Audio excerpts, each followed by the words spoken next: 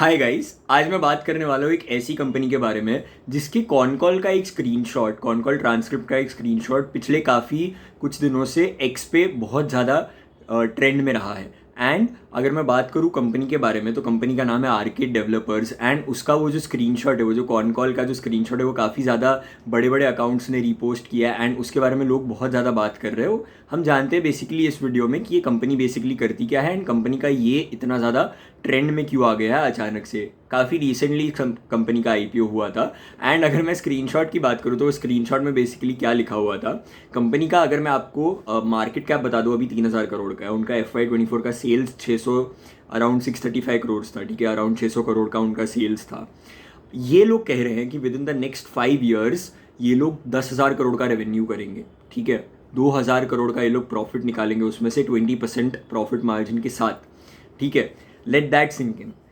3,000 करोड़ का market cap है company का, 600 करोड़ उनका लास्ट ईयर का रेवेन्यू था। वो लोग कह रहे हैं कि 10,000 करोड़ करेंगे वो लोग, ठीक है। सो इस वीडियो में हम बात करेंगे इस कंपनी के पूरे बिजनेस के बारे में। हम जानेंगे कि ये लोग करते क्या है बेसिकली, फ्यूचर में इनका क्या स्कोप देखा जा रहा है एंड इनके जो रिस्क्स जो बिजनेस में है, मतलब जो इतनी बड़ी बड़ी बातें ये लोग कर रहे हैं, can they actually achieve it, right. हम उस पूरे के बारे में इस वीडियो में डिस्कस करेंगे। एंड अगर मैं बताऊँ आपको तो ये लोग बेसिकली क्या है, ये लोग एक Mumbai based real estate developer है, ठीक है, with their focus on like Goregaon, Santa Cruz, Andheri, Borivali. अगर आप मुंबई में रहते हो तो आपको ये सब जगहों के नाम पता होंगे। ये लोग एक Mumbai focused real estate developer है एंड ये लोग फोकस करते हैं अल्ट्रा प्रीमियम प्रोजेक्ट्स पे, प्रीमियम अल्ट्रा प्रीमियम प्रोजेक्ट्स पे। मतलब ये लोग कहते हैं कि ये लोग top 10 luxury real estate developers में है in Mumbai, which is a pretty big deal.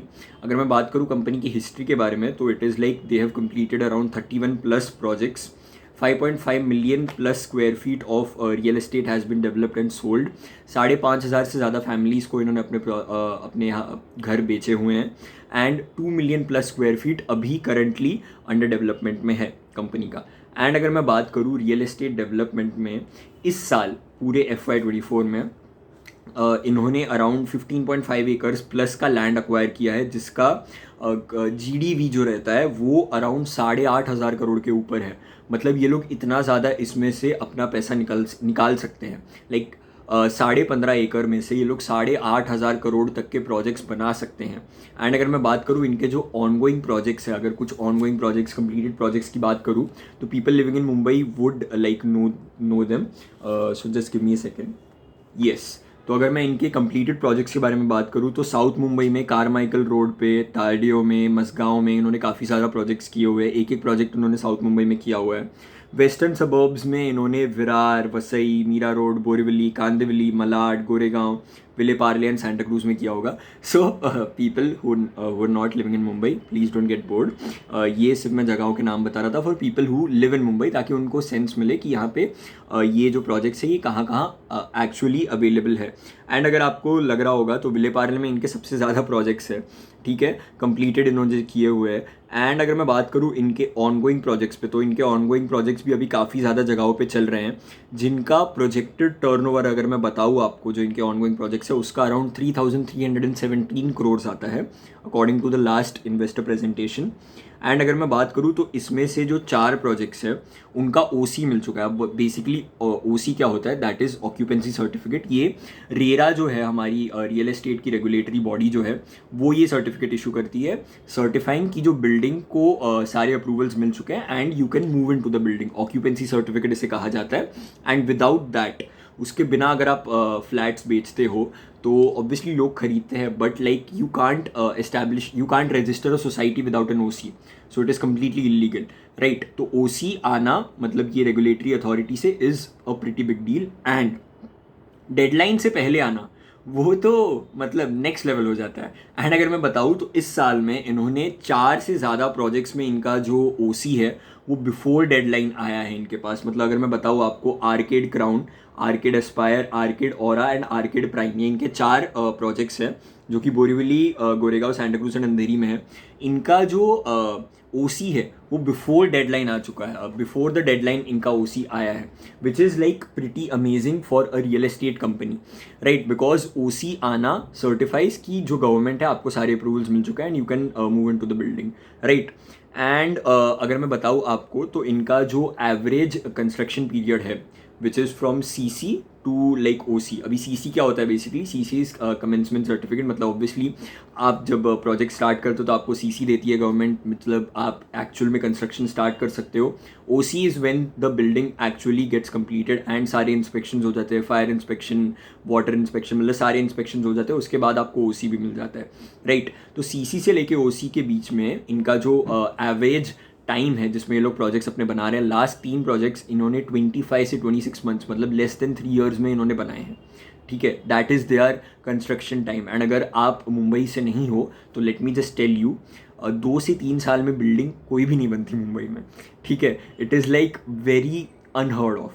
तो मतलब ये जो कर रहे हैं it is very good, because अगर मैं आपको खुद बताऊँ, जो बिल्डिंग में मैं अभी खुद रहता हूँ, ये बिल्डिंग को बनने में 10 साल लग गए थे, बिकॉज ऑब्वियसली फाइनेंस इशूज़ रहते हैं, अलग अलग लीगल केसेस आ जाते हैं, बट 2 से 3 साल में बिल्डिंग बना के कंप्लीट करके हैंड ओवर करना is a pretty good deal for people who are not living in Mumbai. मैं उनके लिए बता रहा था।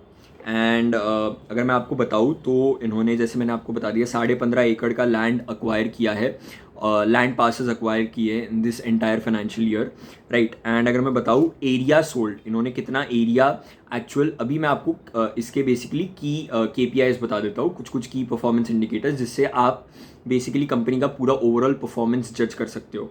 तो उसमें अगर मैं एरिया सोल्ड, प्री सेल्स और कलेक्शंस की बात करूँ तो ईयर ऑन ईयर एरिया जो सोल्ड है इनका, it is up 22.7%, quarter on quarter it is up 9.4%। Pre sales जो होता है, अभी प्री सेल्स क्या होता है? प्री सेल्स होता है वो चीज़ जो कि ओसी मिलने के पहले, मतलब बिल्डिंग पूरी बनी नहीं है उसके पहले आपने कुछ सेल्स कर दी होंगी, right? That is called as pre sales. अभी प्री सेल्स इनकी बड़ी है 19.8% on an year on year basis, मतलब कंप्लीट FY24, कंप्लीट FY25 को कंपेयर कर रहे हैं लोग, FY25 को कंपेयर कर रहे हैं FY24 से। I am sorry for the confusion.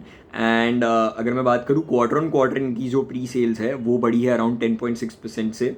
इनके जो कलेक्शंस है वो 21.8% से बढ़े हैं on a complete year on year basis.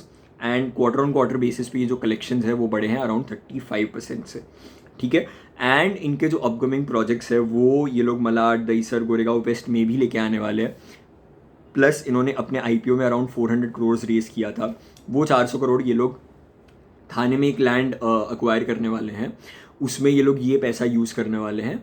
Basically around 200 crore ये लोग वहाँ यूज़ करेंगे, बाकी का जो पैसा है वो ऑब्वियसली कंस्ट्रक्शन में यूज़ होगा, IPO एक्सपेंसेस वो सब में यूज़ होगा, but in and around 200 crore ये लोग यूज़ करेंगे थाने में एक लैंड पार्सल अक्वायर करने के लिए। So for people who are not aware, Mumbai Metropolitan Region है, उसके बाहर थाने वाला एरिया आता है, राइट? एंड ये लोग अभी फोकस कर रहे हैं कि ये लोग मुंबई से अभी थोड़ा अपना फोकस जो है वो थाने साइड भी डालेंगे, एंड देन नवी मुंबई भी इवेंचुअली ये लोग करेंगे, because Thane and Navi Mumbai में स्कोप बहुत ज़्यादा है। एंड अगर मैं आपको बता दूं तो इनका जो मार्जिन पे गाइडेंस है, इन्होंने कहा है कि ये लोग 20% प्रॉफिट मार्जिन मेंटेन करेंगे। अभी बेसिकली मैं आपको बताता हूँ इनका बिजनेस मॉडल फंक्शन कैसे करता है। ये लोग 2 चीज़ें करते हैं, ठीक है? एक तो ये लोग लैंड पार्सल अक्वायर करते हैं, उस पर ये लोग बिल्डिंग बनाएंगे, ठीक है? बैरन लैंड अक्वायर करेंगे, मतलब जो ऑब्वियसली लैंड जहाँ पे कुछ नहीं था वहाँ पे ये लोग अपना बिल्डिंग बनाएंगे। एक तो ये, एंड एक होता है रीडेवलपमेंट। अभी रीडेवलपमेंट क्या होता है? रीडेवलपमेंट मतलब एक एग्जिस्टिंग रेजिडेंशियल बिल्डिंग को ये लोग बेसिकली वहाँ पे जाएंगे, अपना प्रपोजल देंगे कि भाई देखो आपका 10 फ्लोर का बिल्डिंग है, हम ये बिल्डिंग तोड़ेंगे एंड 20 फ्लोर का बिल्डिंग बनाएंगे। अभी जो रेजिडेंट्स वहाँ पे रहते हैं उनका क्या फ़ायदा होता है? बेसिकली उनका ये फ़ायदा होता है कि जो ऑलरेडी वहाँ पे एग्जिस्टिंग रेजिडेंट्स थे उनको एक्स्ट्रा एरिया मिलता है नई बिल्डिंग में, लाइक 20 फ्लोर वाली बिल्डिंग में उनको एक्स्ट्रा एरिया मिलेगा, राइट? अगर वो 1 BHK में रहते थे तो उनको 2 BHK मिल जाएगा, 2 BHK में रहते थे तो उनको 3 BHK मिल जाएगा, right? And for the period that this building is getting redeveloped, ये जो बिल्डर है आर्केड है वो उनको रेंट भी देगा ताकि वो लोग बाहर कहीं जाके रह सके, ठीक है। तो बिल्डिंग वालों का भी फ़ायदा जो वहाँ पे रहते हैं, बिकॉज वो ऑलरेडी पुरानी किसी बिल्डिंग में रह रहे होंगे जो बहुत पुरानी है, ठीक है, 20-25 साल से बनी है, बिल्डिंग का कंडीशन ख़राब है, तो उनको ऑब्वियसली बड़ा घर मिलेगा, रेंट मिलेगा up till the time like they are away from their house, जबकि नई बिल्डिंग बन रही है। एंड जब नई बिल्डिंग बन जाएगी तो ऑब्वियसली जो 10 फ्लोर पहले के थे वो तो उसको आर्केड को, उनको पुराने रेजिडेंट्स को देने पड़ेंगे, बाकी के जो ऊपर के 10 फ्लोर है उसमें ये लोग अपना बेच के अपना पैसा बनाएंगे, right. That is called as redevelopment. अभी आपको समझ गया, एक तो ये लोग नॉर्मल पूरा A to Z building construct करेंगे लैंड पार्सल एक्वायर करके, दूसरी रीडेवलपमेंट करेंगे। अभी रीडेवलपमेंट में इनका जो एक्चुअल कॉस्ट रहता है वो थोड़ा कम होता है, बिकॉज इनको लैंड एक्वायर नहीं करना होता। अभी as you very well know, Mumbai is like very expensive, ठीक है, तो यहाँ पे लैंड पार्सल जो है वो मिलना इज़ वेरी डिफिकल्ट, तो इसीलिए रीडेवलपमेंट ये लोग ज़्यादा करते हैं। अगर मैं आपको बताऊँ तो ये लोग जो 10,000 करोड़ वाला नंबर आपको बता रहे थे कि 10,000 करोड़ ये लोग करेंगे, उसमें से अराउंड 6,500 करोड़ ये लोग कह रहे हैं कि ये लोग रीडेवलपमेंट में से लेके आएंगे, एंड बाकी का जो 3,500 करोड़ है ये लोग लेके आएंगे अपना एक्चुअल कंस्ट्रक्शन से, लाइक जो पूरा ये लोग A to Z कंस्ट्रक्ट करते हैं लैंड पार्सल एक्वायर करके, राइट। एंड अगर मैं बात करूँ तो थाने वाला जो मैंने आपको बता दिया, थाने में ये लोग लैंड एक्वायर करने वाले हैं। एंड अगर आप इसका प्रॉफिट मार्जिन देखोगे तो 20% प्रॉफिट मार्जिन ये लोग कह रहे हैं कि ये लोग सस्टेन करेंगे। एंड जो जितने भी इनके on going and upcoming projects है ये लोग कह रहे हैं कि 10,000 करोड़ जिससे आएगा that should get completed with in the next 5 years, ठीक है। And I am sorry. And अगर मैं बात करूँ तो ये लोग रेवेन्यू रिकग्नाइज कैसे करते हैं, बेसिकली रेवेन्यू ये लोग रिकग्नाइज करते हैं ऑन अ बेंचमार्क बेसिस। अब बेंचमार्क बेसिस क्या होता है कि अभी कोई भी ये लोग ने प्रोजेक्ट स्टार्ट किया, ठीक है, तो ये लोग अगर एक बार प्रोजेक्ट स्टार्ट कर देते हैं, फॉर एग्जांपल इनका कहना है कि ये लोग प्रोजेक्ट का बजट है 100 करोड़, ठीक है, तो when will they start actually recognising the revenue, ये लोग रेवेन्यू रिकग्निशन तब स्टार्ट करेंगे जब इनका जो कॉस्ट है वो 25% बेंचमार्क से एक्सीड हो जाएगा, मतलब 25 करोड़ से ज़्यादा ये लोग कॉस्ट इनकर कर चुके होंगे, तब जाके इनका रेवेन्यू रिकग्निशन स्टार्ट होगा। तो अगर मैं इनकी इन्वेंट्रीज देखूँ तो इन्वेंट्रीज में जो इनका 600 करोड़ अराउंड पड़ा हुआ था उसमें से 100 करोड़ जो है दैट इज़ अनसोल्ड इन्वेंट्री, मतलब वो बनी बनाई बिल्डिंग रेडी है, वो बस बेचने बाकी है। एंड वो लोग कह रहे थे कि ये लोग मार्च तक बेच देंगे उसको, लाइक ये जो मैं आपको बता रहा हूँ these figures are from January, ठीक है। तो ये लोग कह रहे हैं कि जैन फेब मार्च, अभी जो इनका कॉन कॉल होगा उसमें हमें पता चलेगा कि इन्होंने बेचे हैं या नहीं, बट ये लोग कह रहे थे कि जैन फेब मार्च में ये लोग बेच देंगे वो 100 करोड़ के। बाकी का जो अराउंड 500 करोड़ का फिगर है उसको अगर हम ब्रेकअप करेंगे तो that is coming from their 2 ongoing projects, one in Bhandup and एक और जगह पे इनका एक प्रोजेक्ट था, वो वहाँ पे इन्होंने रेवेन्यू रिकग्निशन एक्चुअल में अभी स्टार्ट नहीं किया है, इसकी वजह से वो इन्वेंट्रीज इतनी ज़्यादा दिख रही है, 600 करोड़ की जो इन्वेंट्रीज है। बाकी अनसोल्ड इन्वेंट्री तो इनकी बहुत कम है, 100 करोड़ की ही अनसोल्ड इन्वेंट्री थी इनके पास। एंड अगर मैं बात करूँ, ये लोग कहते हैं कि इनका जो OC से मिलने के OC मिलने के बाद इनका OC मिलने तक अराउंड लाइक 90% से ज़्यादा ये लोग अपना जो फ्लैट्स है वो बेच देते हैं, विच इज़ फिनोमिनल। एंड अगर मैं आपको बताऊँ तो यस, तो अभी तक इन्होंने कुछ रेवेन्यू गाइडेंस नहीं दिया है FY26 के लिए। दे आर सेइंग कि हमने ऑलरेडी बहुत कुछ बता दिया, तो इनका रेवेन्यू गाइडेंस कुछ भी नहीं आया है। Late me just see if I miss something.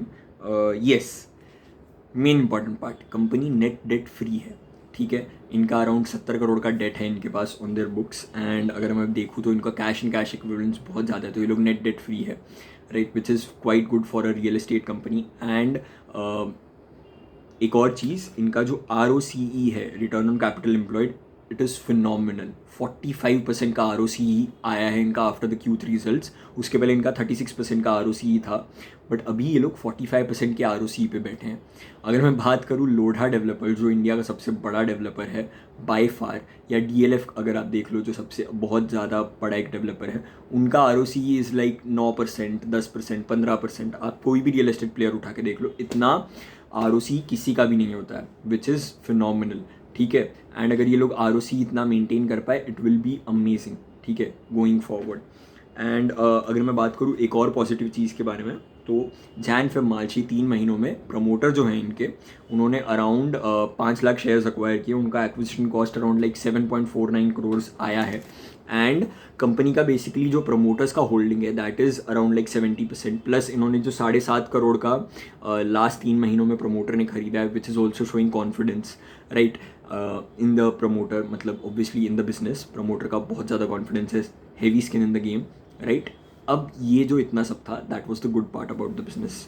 Now let's come to the risks. Business में क्या पोटेंशियल रिस्क है। अब जितने भी मैंने आपको अपकमिंग प्रोजेक्ट्स बताए, ठीक है जी, जो ये लोग कह रहे हैं कि 10,000 करोड़ ये लोग over the course of next 5 years करेंगे, that is obviously potential turnover, वो हार्ड कॉन्क्रीट फिगर्स नहीं है, ठीक है। एज अ बिजनेस आप ऑब्वियसली प्रिडिक्ट कर सकते हो, but you can never predict something like Covid. And real estate काफ़ी ज़्यादा सिक्लिकल है, ठीक है। अगर कुछ भी अप डाउन्स आते हैं रियल एस्टेट मार्केट में, तो इनका जो प्रोजेक्ट्स है वो प्रोजेक्ट्स ये लोग अगर बन जाएंगे तो वो प्रोजेक्ट्स का जो इन्वेंट्री है वो इन्वेंट्री इनके बुक्स पे पड़ा रह सकता है। लोग खरीदना अगर बंद कर देंगे तो ऑब्वियसली इनके जो बिज़नेस है वो बिज़नेस में कलेक्शंस कम हो जाएंगे, रेवेन्यू कम हो जाएगा, मार्जिन हिट होंगे, राइट। बिकॉज ये एक काफ़ी ज़्यादा कैपिटल इंटेंसिव बिजनेस है, ठीक है। एंड अगर मैं बात करूँ, रियल एस्टेट ओवरऑल काफ़ी ज़्यादा लीगल इश्यूज से भी सराउंड करता है, बिकॉज ऑब्वियसली लिटिगेशन इश्यूज बहुत सारे होते हैं, राइट। एंड अगर मैं बात करूँ तो real estate is obviously like a very risky bet अगर हम देखेंगे, बिकॉज अगर आप शेयर मार्केट, आप अगर एक इन्वेस्टर हो तो इनका किसी भी प्रोजेक्ट में अगर कुछ भी ऊपर नीचे हो जाता है, जो ये लोग कह रहे हैं कि ये लोग बिफोर डेडलाइन अपने ओसीज ले आते हैं, ठीक है, तो अभी मार्केट एक्सपेक्ट करने लग जाएगा। अगर किसी नेक्स्ट प्रोजेक्ट में ये लोग डेडलाइन मिस कर देते तो obviously market will discount the share. And आजकल जैसा मार्केट चल रहा है, हल्की सी भी नेगेटिव न्यूज़ आती है शेयर पिट जाता है, right. So you have to be very careful when you are investing in such companies, right. आपको इस बिजनेस के बारे में पढ़ना पड़ेगा, आपको इस रियल एस्टेट के बारे में समझना पड़ेगा, रियल एस्टेट ओवरऑल मार्केट आपको देखना पड़ेगा, राइट। ओवरऑल इनके जो फिगर्स है, ओवरऑल इनकी जो बैलेंस शीट है वो काफ़ी ज़्यादा इंप्रेसिव है, but everything is in execution, right. अगर ये लोग एग्जीक्यूट नहीं कर पाए तो all that was just talk, ठीक है। तो अभी तो ये कंपनी के सिर्फ 2 ही कॉन कॉल्स हुए हैं, हम आगे जाते वक्त इस बिज़नेस को और ज़्यादा ट्रैक करेंगे, राइट। तो हमें और ज़्यादा पता चलेगा इस बिज़नेस में क्या हो रहा है एक्चुअली एंड क्या होने वाला है आगे। So that's all for today from the business side arcade से। आपको रिस्क भी अच्छे से समझ गए होंगे, so please don't take this video as a buy sell recommendation. मैं ऐसे भी रजिस्टर्ड नहीं हूँ, and please do your own research, right, invest करने के पहले। एंड अगर मैं बात करूँ, अगर आप ये वीडियो यूट्यूब पे देख रहे हो तो then don't forget to subscribe to my YouTube channel, and if you are watching this on X, please don't forget to like and retweet it so that it reaches out to more people. Yeah, that's all for today. Thank you.